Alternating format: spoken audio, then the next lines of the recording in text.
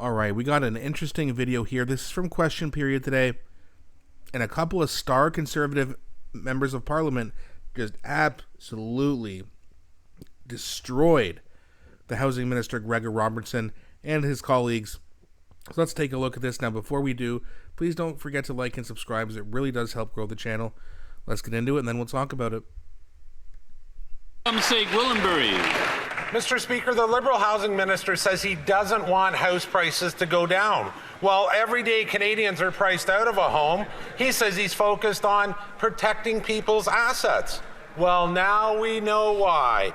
From his Vancouver penthouse, this minister is sitting atop a personal real estate empire worth over $10 million, including luxury properties in Tofino, Squamish, and English Bay. Why is it the only thing getting built under this housing minister is his personal fortune? The Honourable Minister of Housing and Infrastructure. Thank you, Mr. Speaker. Well, I'll caution the member on using inaccurate facts. I will be following all the rules, even before they are required, and these are some of the rules that the Conservatives themselves brought in under Prime Minister Harper. We will work with the Office of the Ethics Commissioner to ensure transparency, and I will continue to demonstrate integrity in my role as Minister. My focus is on getting more affordable housing built across Canada. So the Conservatives are calling him out for having real estate over $10 million, which is kind of strange because it's like you guys are saying the housing market's going to go down, but if you have a real estate empire of $10 million and the housing prices comes down, that means it's not going to be worth $10 million anymore. That hurts his own asset. And what the housing minister is saying is, I'm following all the rules. Trust me, bro. We'll get things done. Yeah, right. Honourable Member for Newtecumseh, Gwillimbury.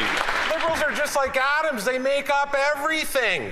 More Canadians than ever are watching the dream of homeownership slip further out of reach. But this housing minister isn't focused on solving the housing crisis because he's profiting from it. The average home in Canada now costs $680,000, $1.2 million in Vancouver. Rents and mortgages doubled, housing starts are down, so why is the minister more interested in protecting his real estate empire than ensuring Canadians can afford a home? Good question. The Honourable Government House Oh, so he's not even going to answer the question. Steve McKinnon's got to get up and hold his little hand for him and answer. And look at his face. He can't believe what's going on. Well, what are they getting all excited about? Well, they didn't ask you a question, dumbass. Settle down.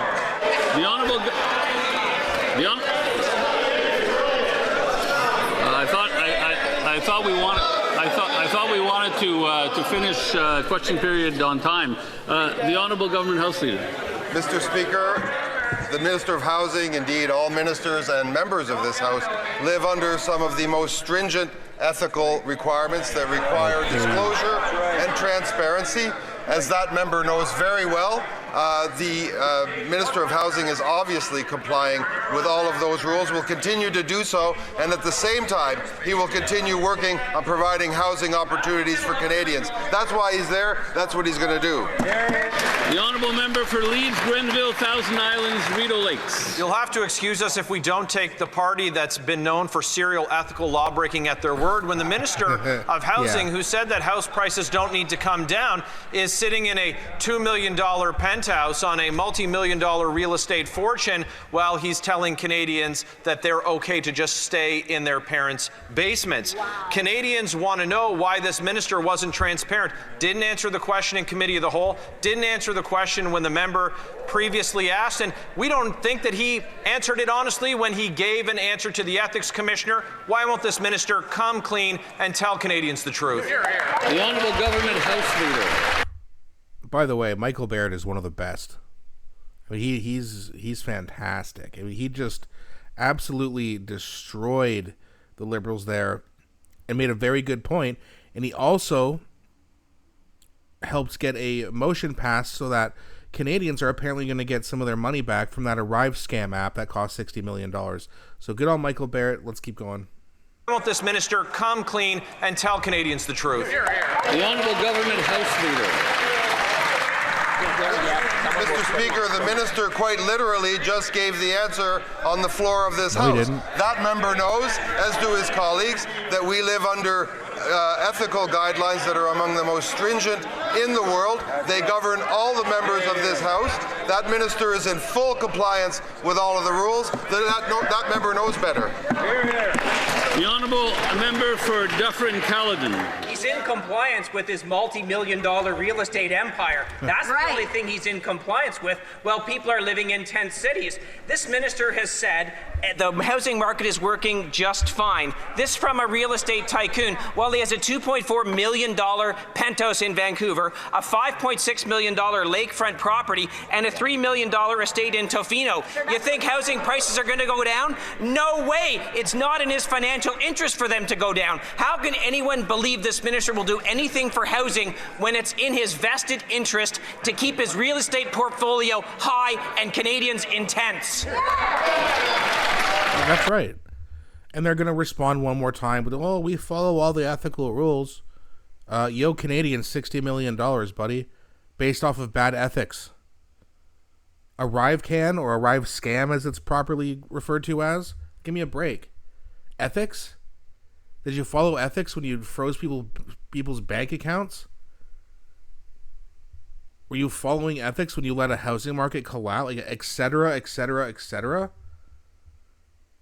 Ethics and liberals, it doesn't really go hand in hand, does it?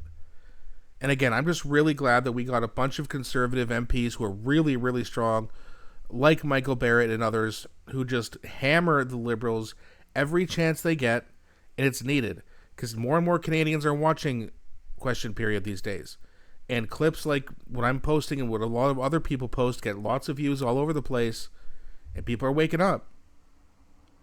How much longer until people realize that this is not a new government, that this is the same Trudeau-type liberal government that makes false promises and doesn't hold up to any of their claims?